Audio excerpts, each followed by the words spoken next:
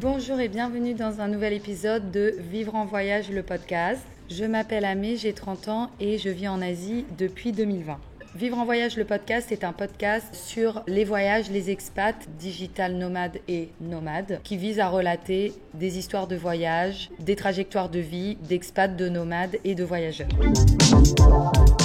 Aujourd'hui, je vais faire un nouvel épisode pour expliquer mon parcours depuis mon arrivée en Asie en 2020 et le fait qu'aujourd'hui, en 2023, j'y sois toujours. Si vous voulez comprendre les événements précédents, je vous invite à écouter mon podcast 1, 2 et 3 où j'explique un peu d'où je viens et comment cette envie de vivre en voyage est née chez moi et quels événements m'ont amené à choisir ce mode de vie, à tout faire pour m'y maintenir et à finalement réussir à vivre en voyage.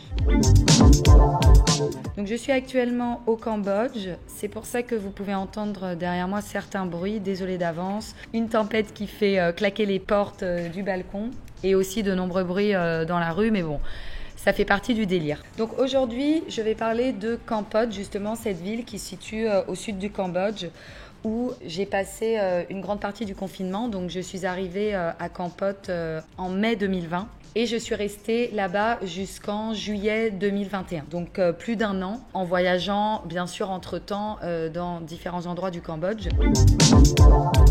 Donc aujourd'hui je vais vous lire un article que j'ai écrit en 2021 sur la période Kampot parce que c'est un article que j'ai vraiment écrit à l'époque avec mes tripes et beaucoup d'émotions. J'ai beaucoup pleuré pendant que j'ai écrit cet article et je pense que étant donné que là on est presque 3 ans après, enfin plus de 3 ans après cette période, je pense qu'il est plus judicieux de lire cet article où chaque mot a été sélectionné. J'ai relu cet article des dizaines de fois avant de le publier sur mon blog lastories2020.com. Donc voilà, désolée si ça fait un peu je lis un livre. La deuxième partie du podcast, je vais raconter toute le dark side en fait de Kampot qui n'est pas justement dans cet article puisque cet article je l'ai écrit avant tous les accidents et tous les décès de nombreux de nos amis. Donc ce que je vais vous lire maintenant, c'est vraiment Kampot, la ville libre, et dans la deuxième partie du podcast, ce sera plus Kampot, la ville maudite.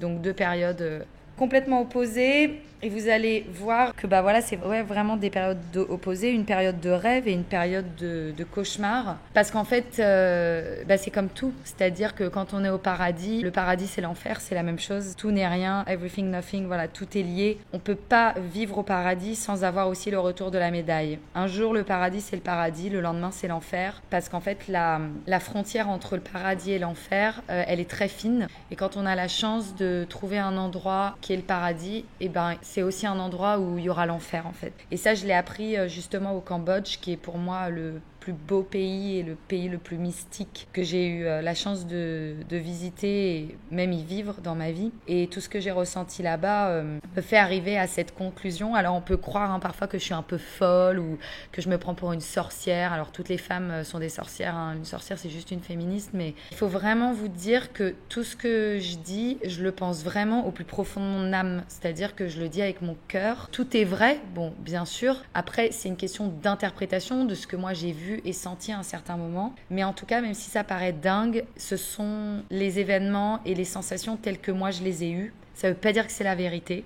mais c'est une version des faits.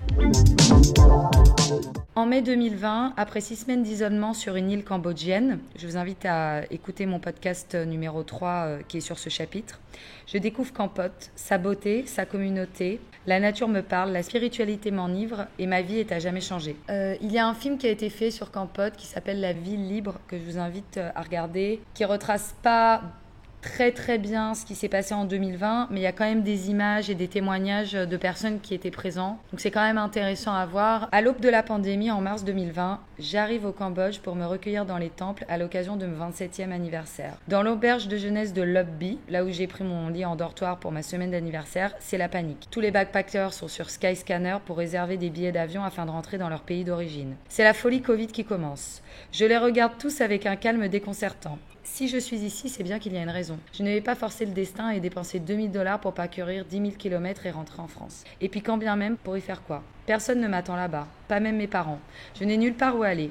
Ignorant cette pagaille, je continue mes aventures journalières dans les temples d'Angkor, alors vidés de tous leurs touristes. Je prends ma moto vers 4h30 du matin pour me rendre à Angkor Wat et admirer le lever du soleil et prier. Je passe le reste de la journée à crapahuter seul de temple en temple. Personne, juste le bruit assourdissant de la jungle qui m'entoure. Fatigué, je m'allonge sous un arbre et fais la sieste, perdu ici seul au milieu de rien et pourtant au centre de tout. Je m'endors au milieu de la jungle et des temples en pensant que la solitude de 6 mois de voyage solo m'a rendu plus terre à terre et plus lucide sur les événements et la réalité qui m'entoure. En résumé, je suis là où je dois être. De retour à l'auberge, après une journée dans les temples, la peur s'est emparée de quasiment tous les voyageurs. Peur de rester bloqué dans un pays inconnu. Sereine, je décide d'ignorer la pandémie et les conversations à son sujet. De toute façon, j'ai la foi. Donc si je dois mourir d'un virus chinois, je ne peux rien faire contre mon destin. C'est comme ça. Ce choix, nous sommes nombreux à l'avoir fait à la mi-mars 2020. D'autres l'ont fait même il y a des années, en décidant de rester et de vivre là où ils se sentaient bien, à l'autre bout du monde. Les expats, les nomades. Une semaine plus tard, fin mars, je quitte Siem Reap, complètement vidé de ses voyageurs, pour m'installer dans un camping sur une île du sud du pays, Koh Rong. Cette expérience unique de fin du monde, je l'ai racontée dans Confession d'une couronnée, reprise par la presse locale francophone et française. Une expérience unique et un témoignage qui a touché des milliers de personnes. Donc aussi dans mon précédent podcast qui s'appelle Covid et confinement au Cambodge. En voici la suite. Après 1 mois et demi passé sur cette île magique du sud du Cambodge, le 1er mai, mon groupe d'amis, tous les voyageurs solo rencontrés sur l'île, décide de rejoindre une ville cambodgienne prisée des backpackers et des expats, Kampot. Je les suis, bien sûr. C'est donc une trentaine d'entre nous qui rejoint le continent en bateau, puis qui voyagent dans un bus datant d'une autre époque pour parcourir les 70 km qui séparent l'embarcadère pour aller sur l'île de la ville de Kampot. Longeant le majestueux massif du Bokor dont le sommet baigne dans des fins nuages gris et sous une pluie froide, nous arrivons finalement dans une auberge de jeunesse située au bord de la rivière qui traverse Kampot.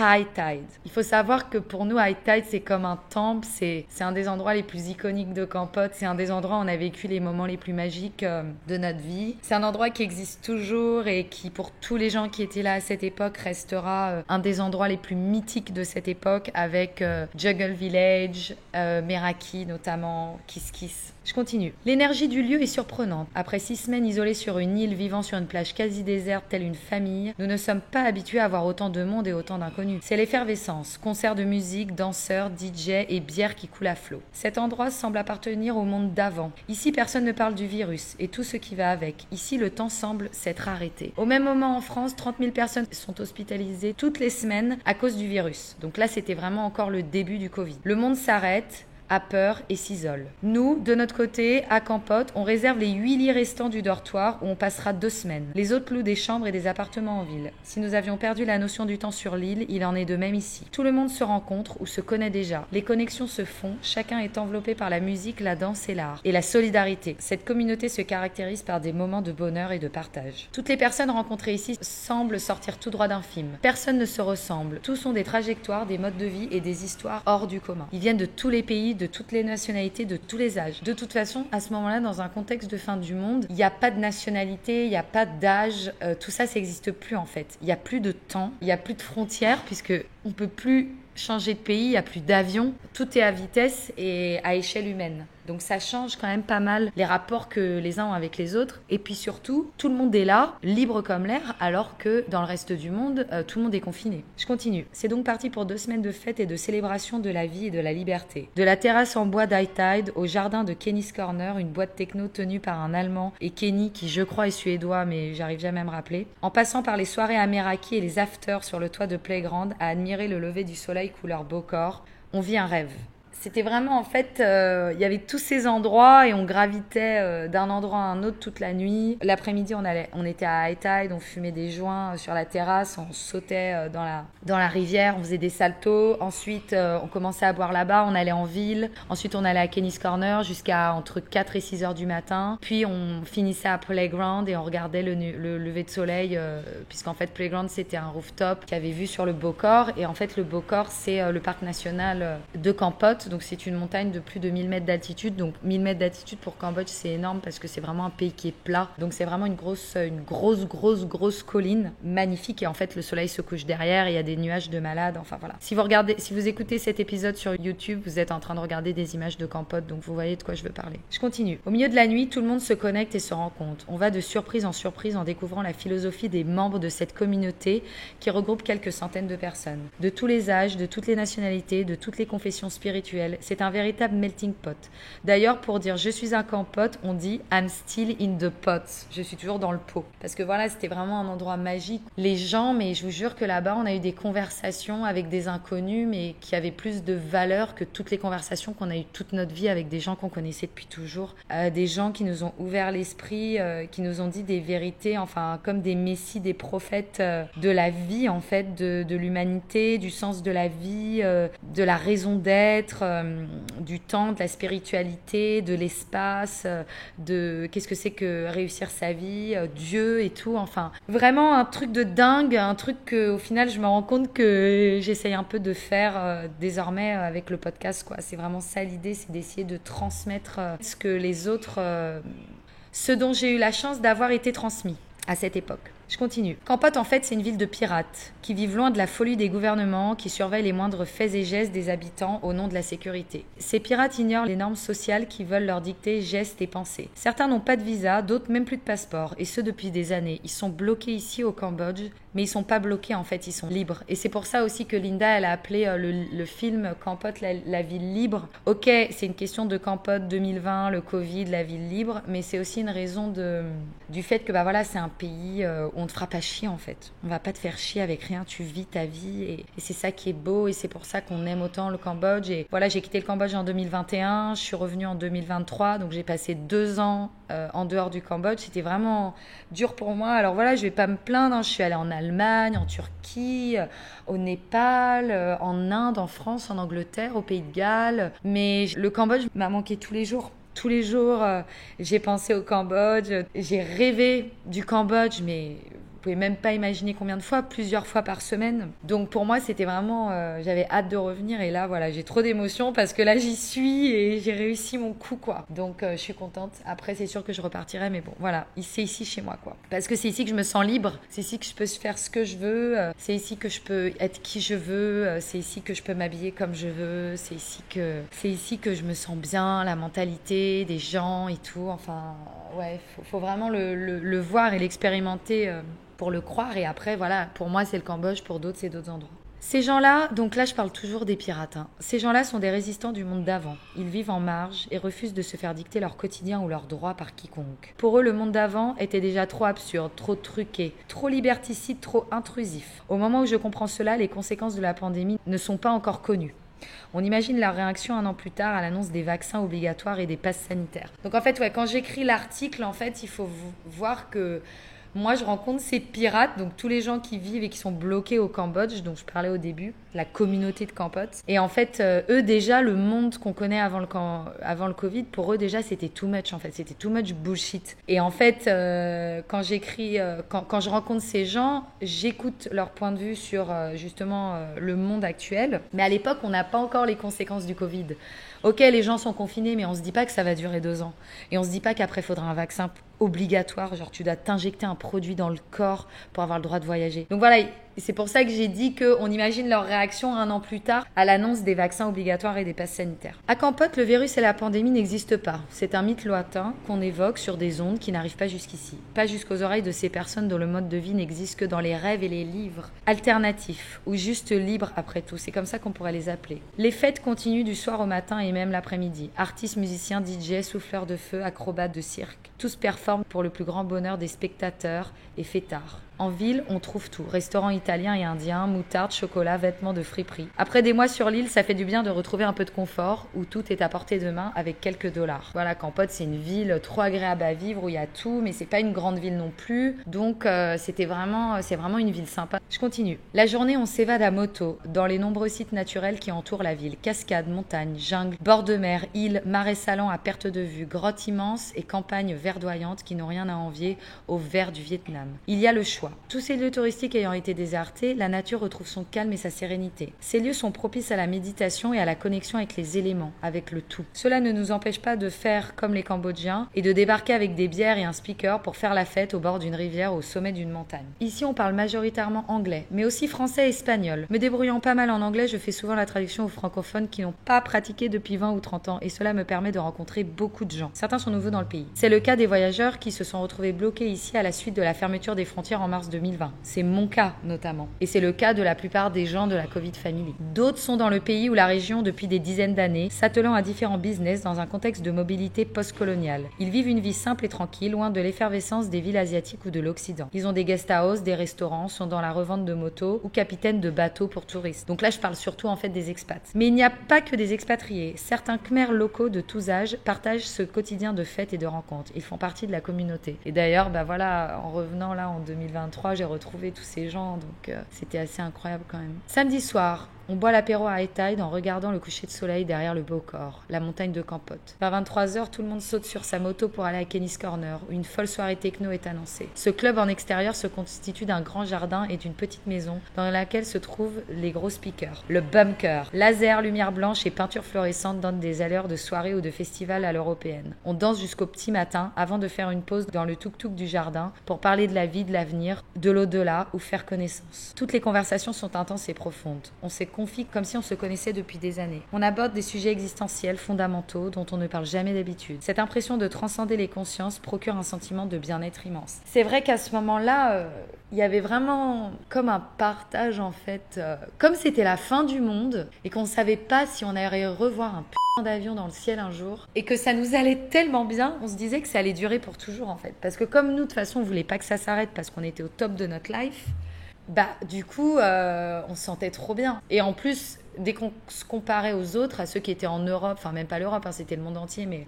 qui en chiaient, on se disait, putain, on a de la chance, faut en profiter. Et puis voilà, il faut savoir que quand on fait quand on voyage, on a toujours un peu ce sentiment de, comment ça s'appelle en français, guiltiness, coupable. Voilà, on a toujours ce sentiment un peu de culpabilité parce que voilà, nous on est en train de voyager, profiter de la vie, et nos potes en France ou ailleurs, ils sont en train d'avancer. Oh, j'ai mon diplôme, oh, j'ai mon premier taf, oh, ma meuf est enceinte ou je suis enceinte. Oh non.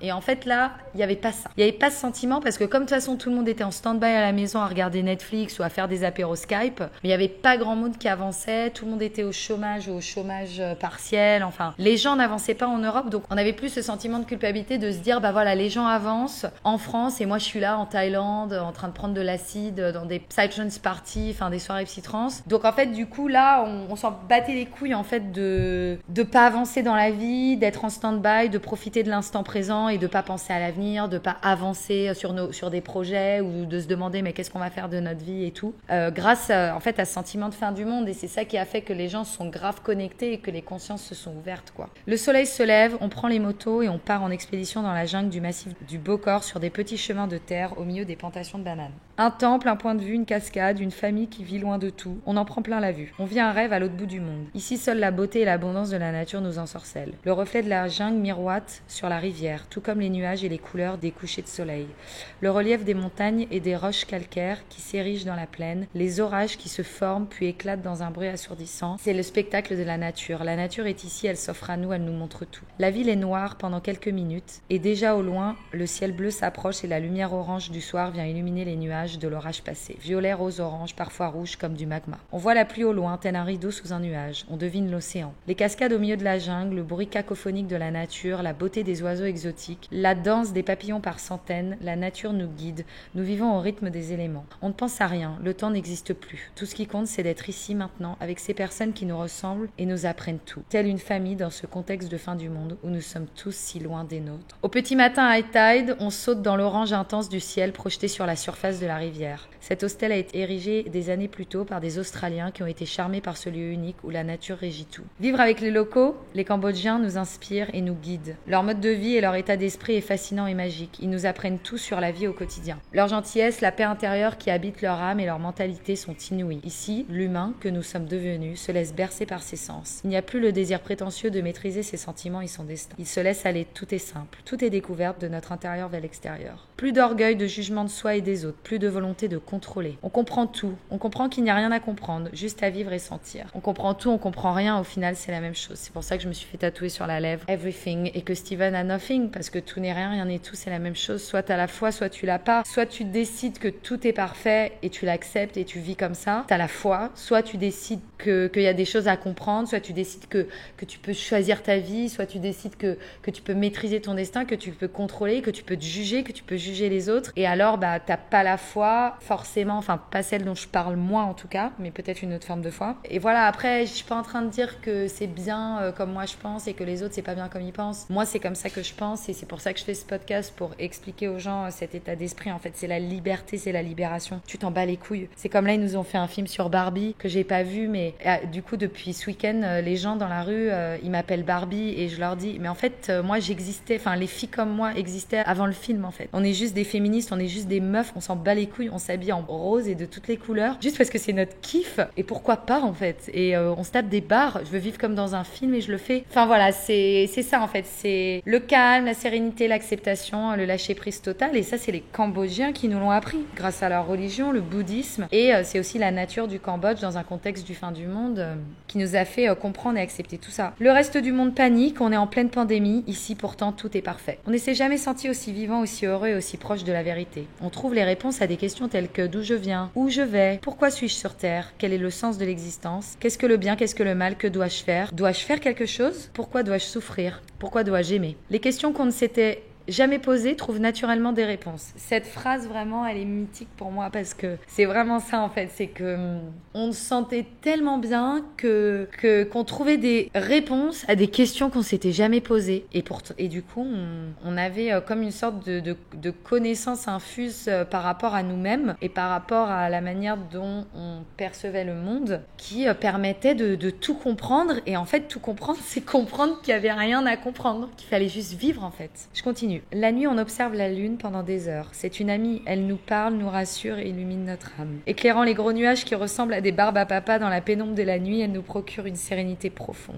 Les soirs où elle est absente, la lueur des étoiles nous guide. Un éclair dans le ciel, l'espace d'une demi-seconde, il fait jour en pleine nuit. Bienvenue au Cambodge. C'est vrai qu'il y a des paysages ici et des ciels qui sont uniques, que j'ai jamais vus ailleurs. Et la nature est partout, elle est magnifique. Enfin voilà, c'est Dieu. Enfin bon, je l'ai déjà dit dans le podcast précédent. Voilà, j'ai beaucoup d'émotions à relire cet article. Je suis désolée si dans ma voix, c'est vrai que je pleure, mais d'émotion, parce que ça me fait tellement du bien de relire cet article et de voir que c'est ça en fait, et que je le sais et que j'ai juste à continuer de m'en persuader chaque jour pour vivre la plénitude. Je continue. Tout ce à quoi on avait choisi de croire lors de notre isolement paradisiaque sur les îles se confirme ici. On trouve des guides qui nous confirment tout ce qu'on a vu et ressenti sur l'île. Ils nous guident tels des maîtres de pensée, de philosophie et de sagesse. Donc là, je parle des gens qu'on a rencontrés à Campote, la communauté. Tout ce qui compte, c'est la manière dont on perçoit le monde. Où que l'on soit, sur une plage déserte, livrée à soi-même ou au cœur d'une ville qui crépite d'énergie. Tout est romantique, tout est beau, tout est possible.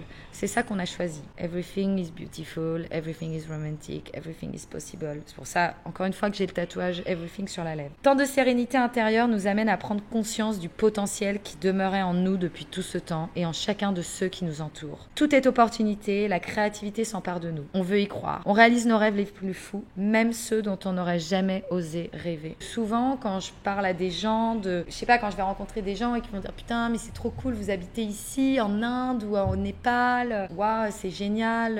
Et je dis ouais, en fait, c'est génial, mais parce qu'en fait, dans la vie, c'est simple. Si t'as un rêve, dis-toi que le potentiel du rêve, c'est 1 milliard de fois ça. C'est qu'en fait, même ton rêve le plus fou, il est pas à la hauteur de ce que la vie, elle est capable de t'apporter. Il est pas à l'auteur de ce que tu peux imaginer, parce que toi, t'es juste là avec ton petit cerveau d'humain. Mais quand t'es connecté à l'univers, les choses qui peuvent se passer, c'est next level, en fait. Donc c'est pour ça que je dis souvent, on réalise nos rêves les plus fous, même ceux dont on n'aurait jamais osé rêver, parce qu'en fait, on se rend compte que tout est au-delà de tout ce qu'on aurait pu croire, de tout ce dont on n'aurait jamais pu imaginer, quoi. Si j'étais restée en France et que j'étais pas partie et que j'avais pas eu toute cette ouverture d'esprit, etc., je penserais pas ça et je dirais pas ça aujourd'hui. Et en fait, je me rends compte que c'est vrai. Moi, par exemple, ma vie que j'ai aujourd'hui, et je dis pas ça pour me la péter du tout parce que je m'en bats les couilles, mais totalement. C'est juste que c'est ma vie de rêve et que c'est vrai que même dans mes rêves les plus fous, j'aurais jamais imaginé que ce soit possible. Et il y a plein de gens, en fait, c'est pareil. C'est qu'ils ont juste voulu partir pour voir et puis ils sont restés et ils se disent, waouh, et maintenant je fais ça, je suis là, c'est ça ma life, c'est eux mes potes, ils sont trop cool.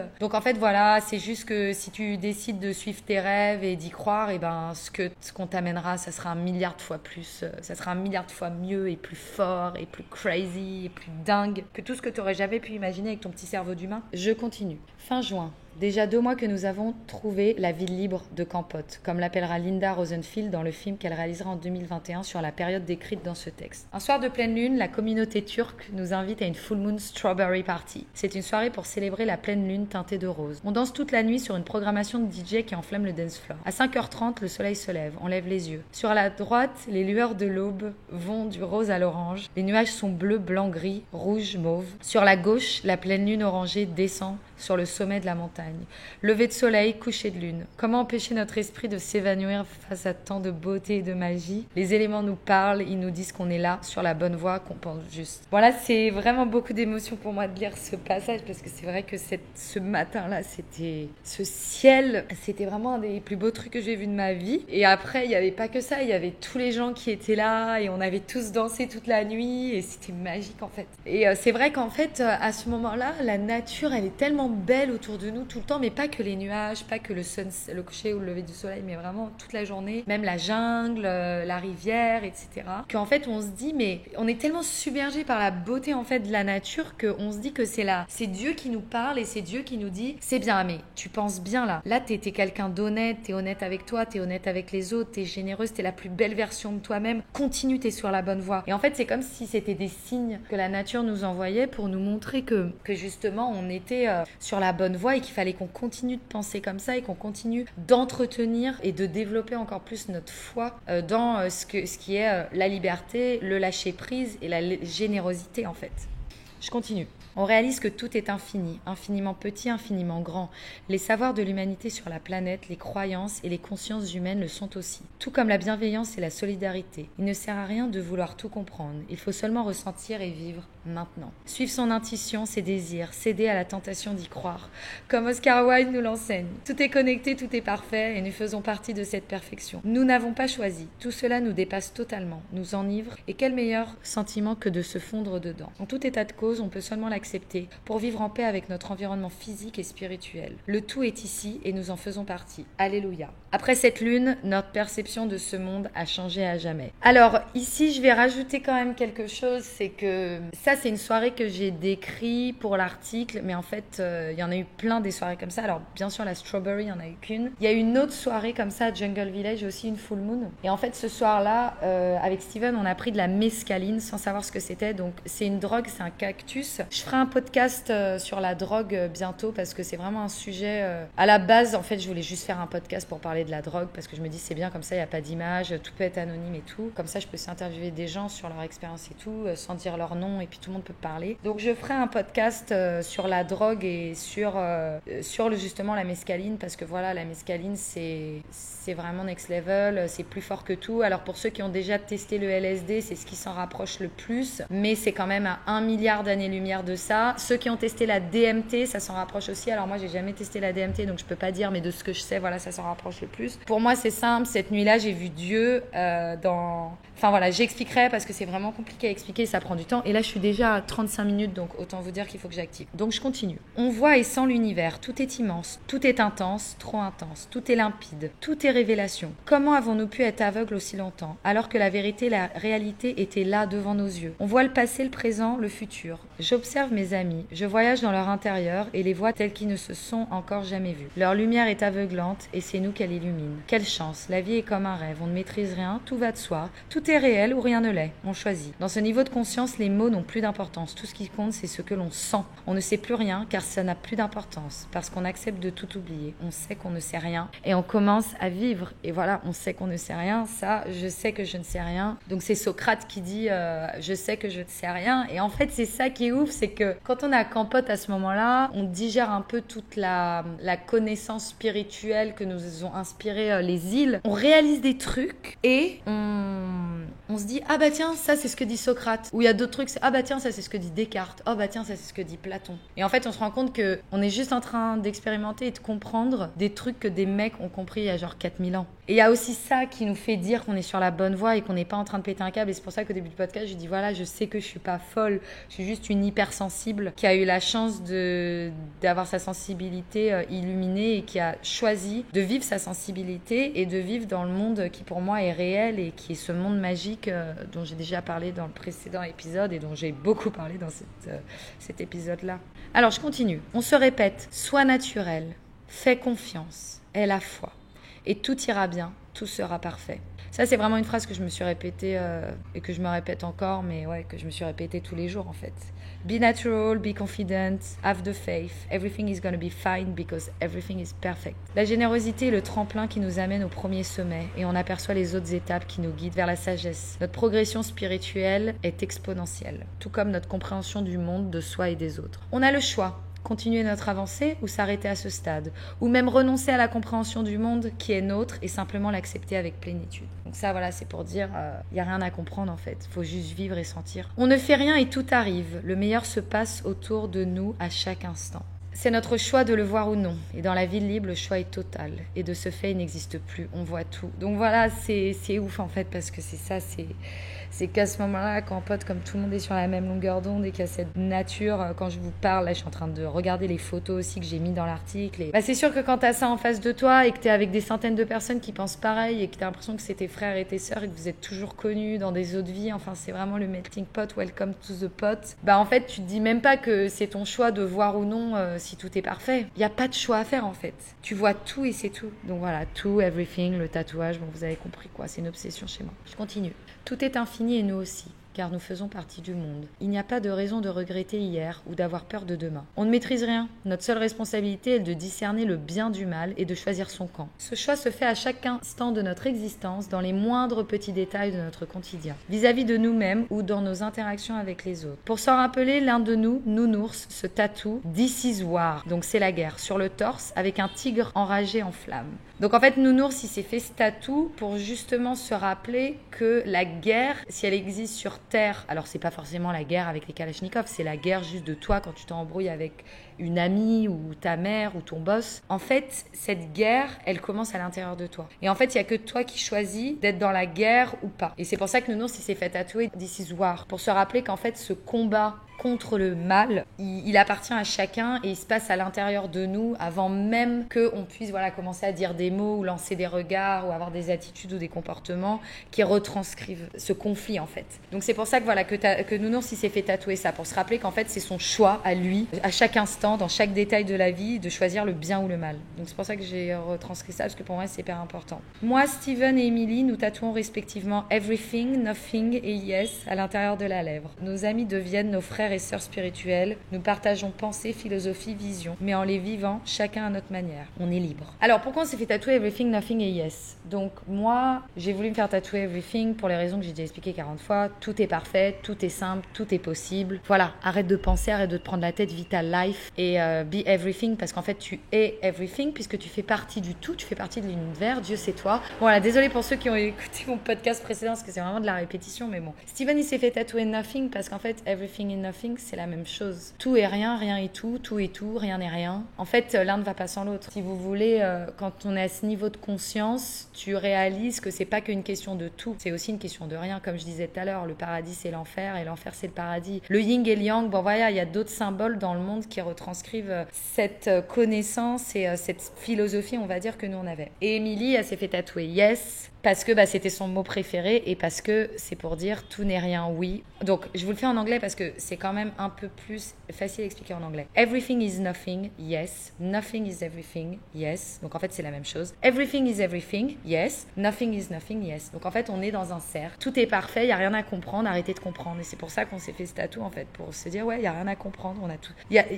Tout a été compris. En fait il n'y a rien à comprendre. Et quand tu as compris qu'il n'y a rien à comprendre, tu as tout compris en fait. Bref, je continue. Il n'y a ni politique politique, ni religion, ni jalousie, ni compétition. Seule l'amitié, la fraternité et la foi en ce mode de vie et en ce sentiment de nirvana dont nous voudrions qu'il ne s'arrête jamais comptent. La seule peur, c'est peut-être celle de perdre la flamme. Perdre la certitude que tout est parfait, que tout est possible. On se fait des tatouages pour s'en rappeler. À part cela, il n'a rien à faire, juste à vivre et à aimer, maintenant. Le feu brûle sous les couleurs du lever de soleil. Les flammes et leur chaleur nous rappellent que notre âme habite dans notre corps, qui est lui vulnérable, sensible et mortel. De nouvelles rencontres et ce qu'elles nous apportent nous confirment la nécessité d'être social et de se connecter, de parler aux étrangers, d'échanger, d'être sincère, d'être généreux, d'être ouvert. On parle de la pluie et du beau temps, car ce sont les éléments réels qui nous entourent et nous concernent. On échange sur nos sentiments, nos expériences. L'ego est loin. On demande conseil aux âmes placées sur notre chemin. On leur pose un millier de questions. Toutes les personnes qu'on rencontre sont des amis, des parents. Ils nous orientent, nous rassurent, confirment nos sentiments. On se livre et ils nous aident. Leur générosité est sans limite. Elle nous inspire et finalement, on les imite. Donc voilà, on a vraiment eu des mentors à Campote, quoi. Donc voilà, j'ai fini de lire le texte. Malheureusement, je pourrais pas parler de la deuxième partie sur Campote parce que, en gros, voilà, c'est trop long. Je pense là, on est déjà à 44 minutes. Putain, je sais même pas comment je vais faire, mais bon. Donc déjà, si vous êtes arrivé jusqu'à ce niveau du podcast, bravo, parce que c'est vraiment long. En fait, voilà, ce qui s'est passé après cette période, c'est que on a continué tous de vivre à Campote. En fait, cette vie-là, donc que je décris, elle a continué pendant des mois et des mois et des mois et des mois et des mois et des mois. Et en avril 2020, il y a eu un drame et une de nos amies est décédée en fait dans un accident de moto. Et en fait, c'était horrible et c'était une des personnes les plus uniques, les plus voilà, bon, de toute façon c'est sûr, c'est toujours les meilleurs qui partent les premiers, mais c'était une personne lumineuse, une personne généreuse, une personne incroyable, une brésilienne, Natalia, la plus belle, et une grâce. Elle était danseuse, prof de yoga, elle était tellement gentille, elle était très encourageante, elle était toujours putain, on revient pas que je pleure autant là. C'est l'émotion du texte, plus me penser à Natalia, c'est dur. Et ouais, c'était le genre de fille qui allait toujours te dire ah mais t'es la meilleure, continue, t'es au top meuf, vas-y fonce. C'est elle qui m'a parlé du teaching, c'est grâce à elle que je peux vivre cette vie. Parce que c'est elle qui m'a parlé des cours en ligne. Et en fait, donc il y a eu Natalia. Quand on a appris la mort de Natalia, ma pote Mia, elle est venue dans ma chambre pour m'annoncer la nouvelle et elle m'a dit... on vivait un rêve et là on vient de se réveiller. Et c'était vraiment exactement ça parce qu'en fait 2 mois plus tard il y a une autre amie à nous qui est décédée. 1 mois plus tard il y a un autre ami à nous qui est décédé. Et ensuite il y a d'autres gens qui heureusement je ne les connaissais pas. Enfin ils n'étaient pas vraiment mes amis, je les connaissais mais voilà, qui sont aussi décédés. Et c'est horrible de dire ça hein, mais heureusement que je les connaissais pas parce que c'est trop dur en fait. Donc voilà, la ville maudite parce qu'en fait on a tellement eu un moment de rêve, tellement eu un moment, voilà, on a eu l'impression qu'il fallait qu'on paye en fait, qu'il fallait qu'on paye, que c'était le paradis et que maintenant ça devenait l'enfer parce que le paradis n'existe pas éternellement en fait. Chaque paradis est éphémère et devient un jour l'enfer et aujourd'hui c'est pour ça que je dis que Campote est une ville maudite parce qu'en fait on rembourse, c'est vraiment ça, c'est on rembourse. Il y a même une de nos meilleures copines de Campote qui était française en plus, donc imaginez comme on était proches, qui est décédée en mai 2023, donc il y a 2 mois, et elle était aussi à Campote, et elle est décédée en France. Donc voilà, la malédiction se répand et là en juillet, 2 autres personnes sont décédées presque coup sur coup, enfin une en juin, une en juillet 2023. Et toujours à Campote, des gens de Campote ou des gens qui sont à Campote, mais les gens qui sont à Campote sont des gens de Campote de toute façon. Donc voilà, n'ayez pas peur, vous pouvez visiter Campote, vous n'allez pas mourir. Il faut vraiment pas croire ça, mais c'est vrai que j'ai besoin de dire, même si je pense que c'est pas bien de dire ça parce que ça va donner une mauvaise image et tout. Mais pour l'instant, Campote est maudite. Mais la Campote que j'ai... La compote de pommes, comme on faisait tout le temps le jeu de mots en français. La compote de pommes qu'on a connue en 2020, c'est ce que j'ai décrit avant et ça c'est un autre level quoi. C'est unique et c'est magique. Et après ça, t'es obligé de croire en Dieu et en la magie quoi. Parce que c'est réel en fait, quand tu le vois, quand tu le sens, quand tu l'expérimentes, qu'est-ce que tu veux faire ? C'est une évidence en fait. Il n'y a pas à se convaincre de quoi que ce soit, c'est du bon sens que d'y croire. Donc voilà. Jesus. Bon, merci à tous d'avoir écouté mon podcast. Désolée, ce podcast est long, mais c'est tellement des choses compliquées à exprimer. Et voilà, c'est tellement de souvenirs, tellement d'apprentissage, d'expérience. En tout cas, voilà, merci d'avoir écouté mon podcast. Merci pour tous vos messages. Je reçois des déclarations, limite des déclarations d'amour toutes les semaines de différentes personnes que j'ai connues un jour, que j'ai rencontrées sur mon trajet, que j'ai connu il y a 10 ans à Londres ou ailleurs, qui m'envoient des messages pour me dire mais Amé, merci, c'est trop beau ce que tu dis, ça me touche. Et franchement, quand je lis vos messages, mais ça me fait tellement plaisir. Et c'est pas mon ego en fait, et c'est ça la différence en fait, c'est que c'est pas des histoires de vues, c'est pas des histoires d'ego comme des histoires de vues sur YouTube là. C'est des gens qui te disent Cimer quoi. Donc ça vaut tout l'or du monde et je sens à l'intérieur de moi que la gratitude que j'ai quand je reçois ce genre de message, c'est du réel en fait. Je ressens un truc à l'intérieur, derrière les poumons là. Ça fait du bien, c'est magique. Donc voilà, merci pour tous vos messages, merci d'écouter mon podcast, merci de vos encouragements. S'il vous plaît, likez, commentez, partagez le podcast. Rendez-vous la semaine prochaine avec le témoignage de quelqu'un d'autre et ensuite je continuerai à raconter mes aventures autour du monde, le tour du Népal en moto, l'Everest, road trip en Europe, dans les plus grands cols d'Europe, vivre en Inde, etc. Enfin voilà, il y a plein d'histoires à raconter. Aussi mon road trip au Mexique, bien avant tout ça, il y a des années en 2016 que j'ai pas encore raconté. Et d'autres voyages un peu ouf. Je ferai aussi un épisode, comme j'ai dit, sur les drogues et après sur différents sujets que j'ai sélectionnés. Par exemple, je vais faire aussi un épisode pour expliquer voilà pourquoi je suis partie de France. Ça a été quoi le ras-de-bol et tout qui m'a fait quitter la France. Je veux parler aussi de ce mode de vie, de vivre en voyage. Je veux parler du fait d'avoir des enfants ou pas. Je veux parler de la philosophie. Je veux comparer les mentalités européennes et asiatiques pour essayer d'expliquer un peu mieux. Je vais parler aussi beaucoup de l'Inde, l'image que j'en avais versus ce que j'ai vraiment trouvé là-bas, parce que j'ai quand même passé 6 mois en Inde. Alors ok, j'étais à Goa, c'est pas l'Inde, mais c'est l'Inde, mais c'est le Saint-Tropez de l'Inde si vous voulez. Donc voilà. Et puis voilà, j'ai plein d'autres sujets à aborder, mais bon là, faut vraiment que je m'arrête parce que je suis à 52 minutes. Jesus, putain, c'est le bad. En tout cas, merci à tous. On se retrouve vite. Merci et gros bisous. Profitez de la vie. Écoutez-vous. Votre intuition, c'est le seul truc qui est réel en fait. Tout le reste, c'est de la merde. Les peurs, c'est de la merde. Le jugement de vous, même des autres, c'est de la merde. La négativité, c'est de la merde.